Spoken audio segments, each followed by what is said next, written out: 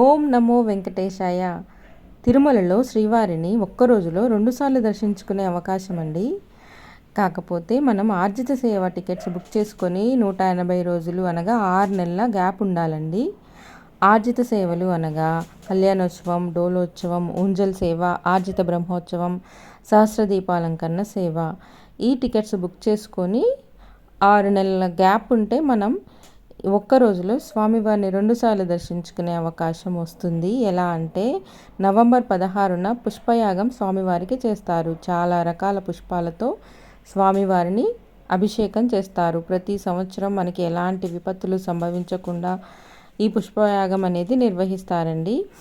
ఈ పుష్పయాగం టికెట్స్ అనేవి ఆర్జిత సేవా టికెట్స్ రిలీజ్ అయ్యే టైంలోనే ఇవి కూడా రిలీజ్ అవుతాయి. నవంబర్ కాబట్టి మనకి టికెట్స్ ఆగస్టులో రిలీజ్ అవుతాయి. ఇవి చాలా త్వరగా అయిపోతాయండి. టికెట్ ధర వచ్చేసి 700 రూపాయలు. ఒక మొబైల్ నెంబర్తో ఇద్దరు బుక్ చేసుకోవచ్చు. ఏ ఇద్దరైనా బుక్ చేసుకోవచ్చండి. ఈ పుష్పయాగం అనేది ఉదయము ఒకసారి నిర్వహిస్తారు. ఉదయం 7 గంటలకి టైం స్లాట్లో ఉంటుంది. 11 నిర్వహిస్తారండి. మళ్ళీ మధ్యాహ్నం 12:30 టైం స్లాట్ ఉంటే 4 గంటల లోపు దర్శనం అయిపోతుందండి. చాలా త్వరగా దర్శనం అవుతుంది. 15 మినిట్స్లో పుష్పయాగం అయిపోయినమ్మటే. ఉంటాను. Please subscribe.